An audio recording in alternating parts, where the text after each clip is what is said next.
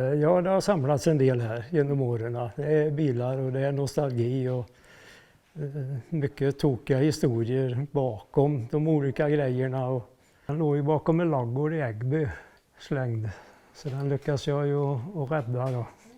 Bonden som hade den där, han var ju lite törstig, så jag frågade vad han ville ha för något. Ja, det visste han inte då, men vill ha en 75 då, sa jag. Ja tack, sa bonden. Och så blev det.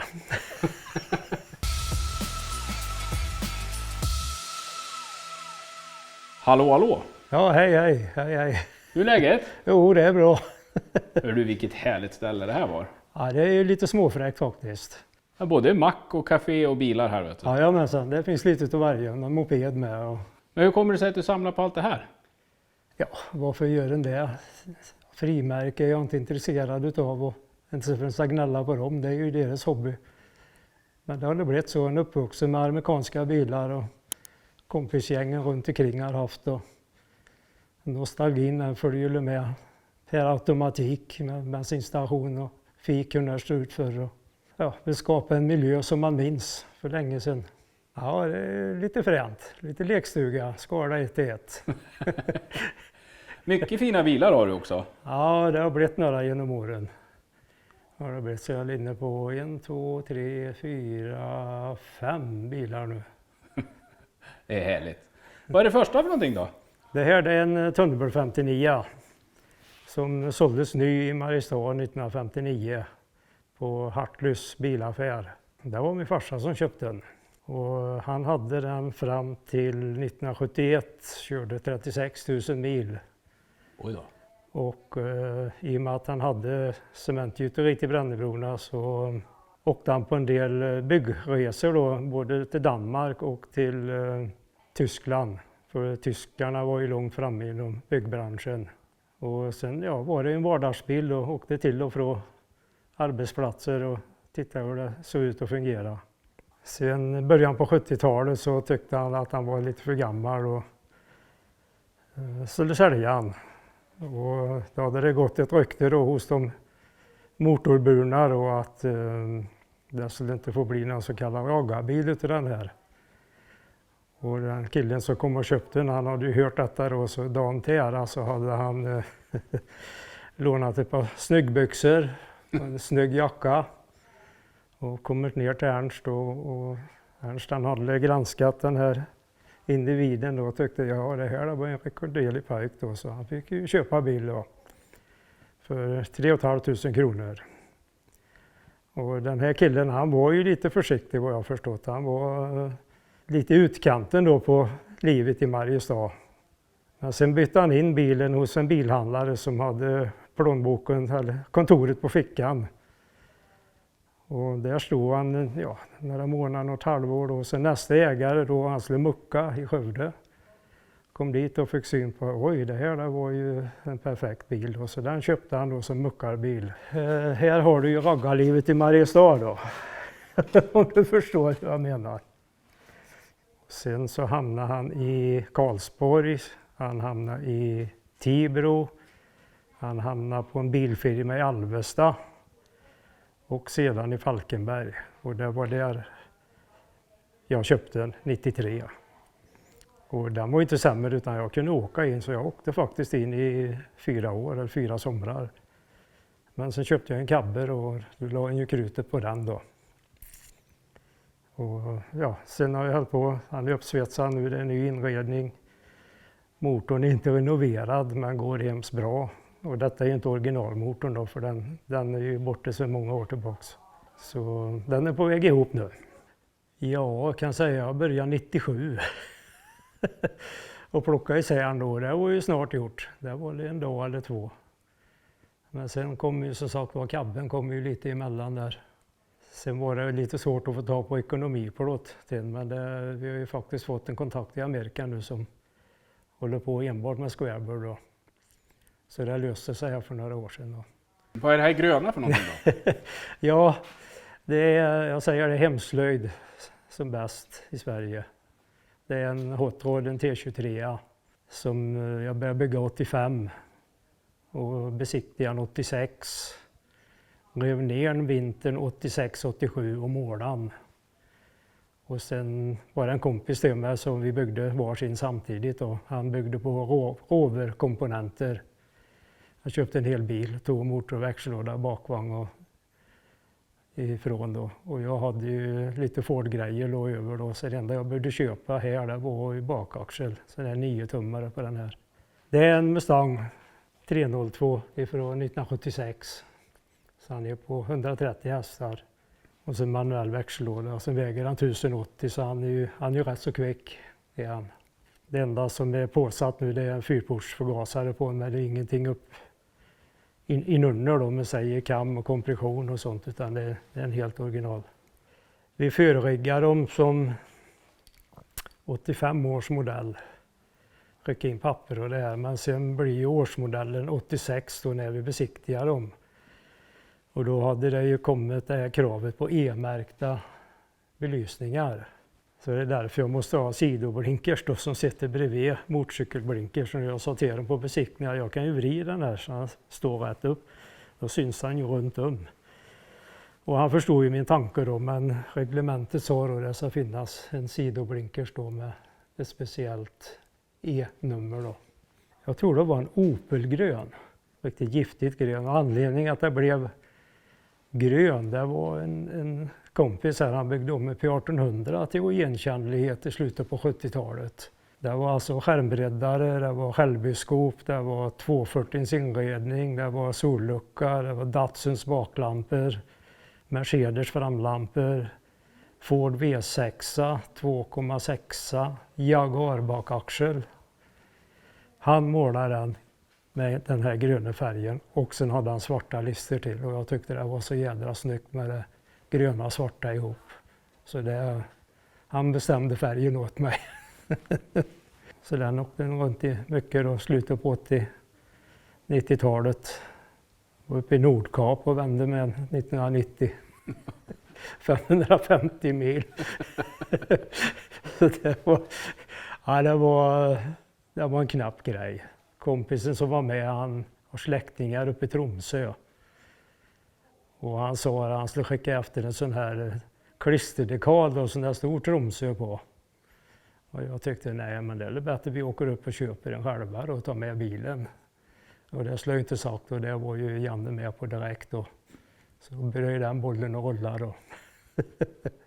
Så midsommardagen 90 så var det iväg. Och jag vet vi sköv på starten en timme, 1,5 för det regnade så förbannat här. Men sen åkte vi.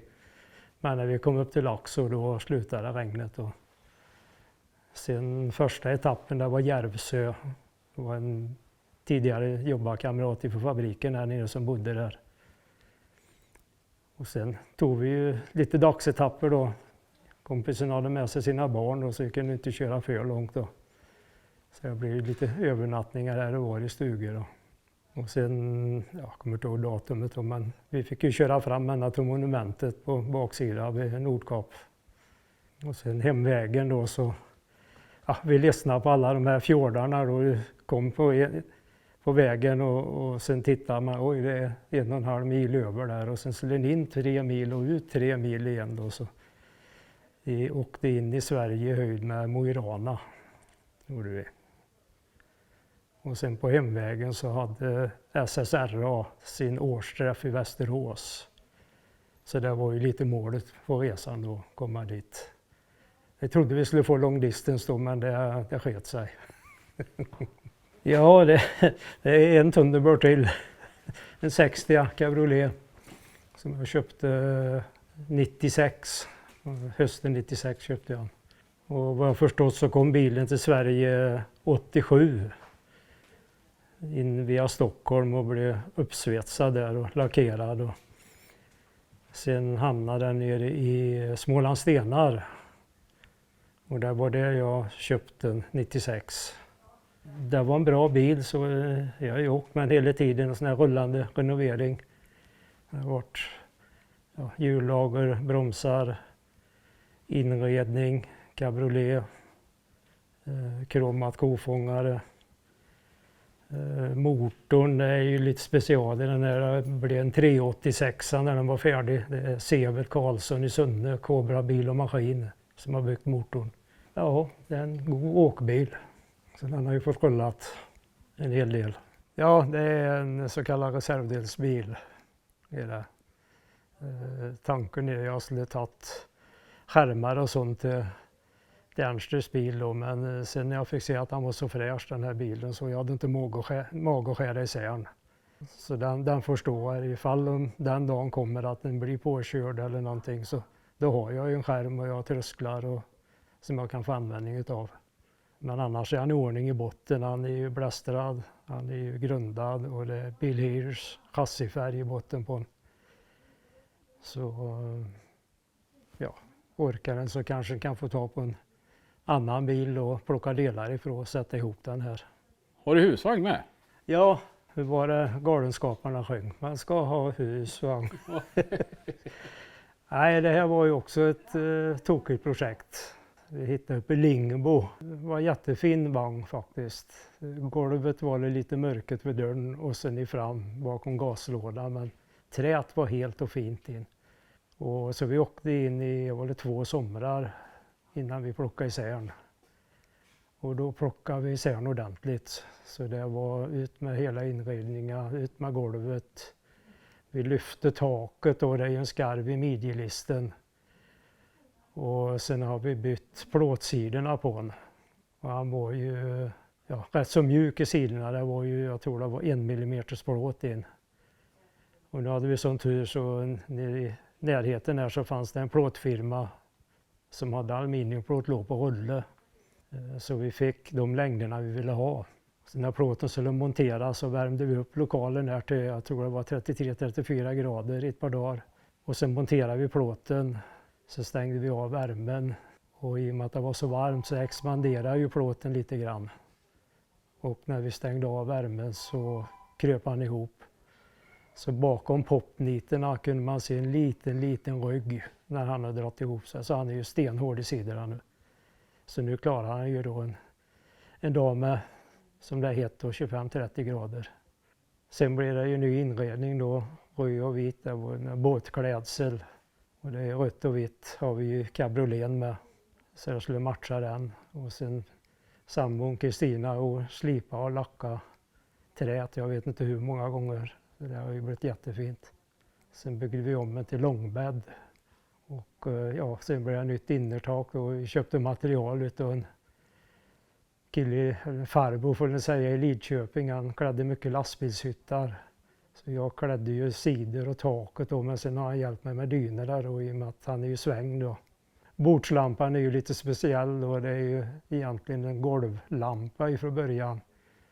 Som jag såg av då så det passade till bordet i husvagnen då och få belysningen på bordet. Det var ett spännande projekt. Och moped har du också? Ja, det blir ju sånt med. Och jag skulle inte vara med i den här mopedcirkusen egentligen. Men om jag inte hittade en sån som jag själv hade då när jag var 15. Jag slötittade lite på Blocket och Marketplace och det här. Och, ja, de fanns ju i Skåne och det fanns uppe i Norrland. Men sen hux flux så dök det upp in i Götene. Och det visade sig vara en bekant till mig som hade, så då blev det affär på den.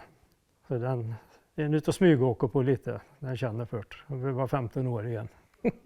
Ja, det är en Porsche Monza M50. Och tydligen den här färgen fanns bara 76 och 77. Och ja, köpte den på Stig Wallanders MC i Götene i januari. Och sen åkte jag med en, ja, han var ju slit och släng. Jag hade crossdäck i bak på honom för vi körde på en crossbana som fanns här uppe i Grushåla. Men sen när jag blev 18 och fick körkort då sålde jag vägen tyvärr och jag har frågat killarna i moppecirkusen runt omkring här om man har funnits då, men den har ju försvunnit då. Så den här är tydligen kommen upp ifrån Värmland, om jag förstår Anders rätt, som jag köpte den utav. Men du har ju både mack och ett café inomhus också. Ja, det är ju det här nostalgifebern jag har drabbats utav. Jag åker runt på mycket veteranbilsmarknader och det började ju med BP-tappen då. Jag byggde ett hörn här Och anledningen där, det gäller dels så var det ju BP-bensin här i Brännebrona. Och sen den globen som sitter på den pumpen jag har. Det är alltså en reservglob till den första pumpen som fanns på cementgjuteriet. Så den drog igång den här BP-cirkusen. Och ja, jag har också samlat lite BP-grejer och lite oljeburkar och sånt där som kunde finnas då på en bensinstation för. Det var ju varken chips eller korv då, utan då var det ju oljor och fläkttrimmer och bränslefilter. Och sen efter det då så tänkte vi att vi får bygga en lite 50-tals fik med, och ja, då var ju den bollen i rullning då. Sambon är intresserad av gamla saker med och plåtburkar och sånt här. Så då höll vi på med det i några år. Men nu är det så fullt så nu får inte plats med mer. Vilka fina dörrar då? Ja, de är lite fräcka de här. De är faktiskt originaldörrarna till hotellet här nere i Brännebrona. På barsidan får jag säga då. Och när hotellet, eller baren byggde ut då 74-75 tror jag det var, så ersättes det ut andra dörrar. Och nu sparar ju mycket grejer. Så de här har jag ju räddat då. Och de passar ju perfekt här. Det är samma takbelysningen inne i fiket här. De lamporna satt i bland annat restaurangen och reception. Och takskivorna, halva gänget är stämplat 62. Det var när de byggde hotellet. Och ungefär halva taket är stämplat 66. Det är när de byggde det nya kontoret på cementgjuteriet. Köpmansdisken här inne, den tillverkade i Götene. Och det var en bekant som är tandtekniker som köpte den lokalen och behövde bli av med bänken. Så då tog han kontakt med mig och ja, men den kan ju passa bra här inne då. Sen är det ju tung marmorskiva på den och ja, hela möbeln är gedigen och så det var ju fulla spåner och för innen för den är tung. Och jag har runt på mycket loppisar, antik- och samlarmässor och sen har jag faktiskt fått en hel del och, i och med att vetarna har hållit på med det här. Det har varit roligt. Och jakten är rolig och hitta någonting.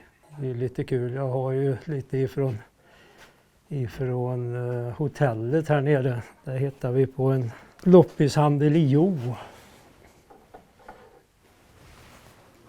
Det är alltså en sockerskål då med Brännebronas logo på.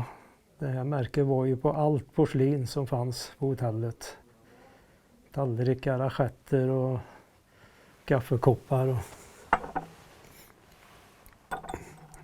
Och det kan jag ju inte tro man ska hitta i Jo. Så det kanske har kommit med i någon ficka på någon personalfest. Man vet aldrig. Det är en trevlig hobby och jag lär känna många också då som håller på med sånt här och byter lite grejer ibland. Och, ja, det är trevligt. Ja, det här är ju en klassisk varuautomat. Det var ju populärt på 50, en bit in på 60-talet. Och den här har suttit på en vägg nere i Götene. Och jag tror det var ICA-affären. Och sen slår den bort och då hamnade han på ridhuset i Götene. Jag vet inte om ICA-handlaren sponsrade med lite choklad och vi fick köpa. Men sen skulle det göras om och då skulle den här bort. Och bekanta tog hand om den. Och de visste ju inte riktigt vad de skulle göra av den. De ville inte slänga den heller. Och sen visade det sig, det blev så, vi var där och spelade Bingolotto en kväll. Och jag råkade vinna då 500 kronor på ICA. Och jag tänkte att nu kanske jag kan göra affär här då. Fråga, får min vinst på Bingolotto här, 500 kronor på ICA, så tar jag bara automaten. De blev jätteglada. Och jag gav 25 kronor för Bingolotto. Sen hamnade han här.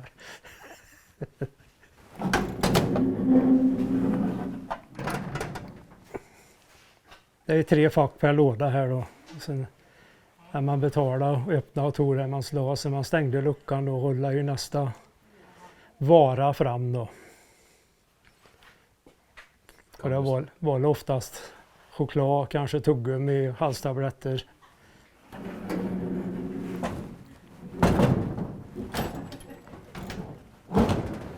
Du, tusen tack för att du har tagit dig din tid. Ja, det var kul att det kom. Det var verkligen en överraskning det här. Det hade jag absolut inte tänkt att det skulle bli i eftermiddag. Så är det, vet du. Har jag vägarna förbi så då får man hitta på någonting. Då får man offra allt annat. Ja, men tack så hemskt mycket för att du har tagit dig tid. Ja, tack så mycket för att du kom. Det är kul. Hej på det. Hej, hej, hej, hej.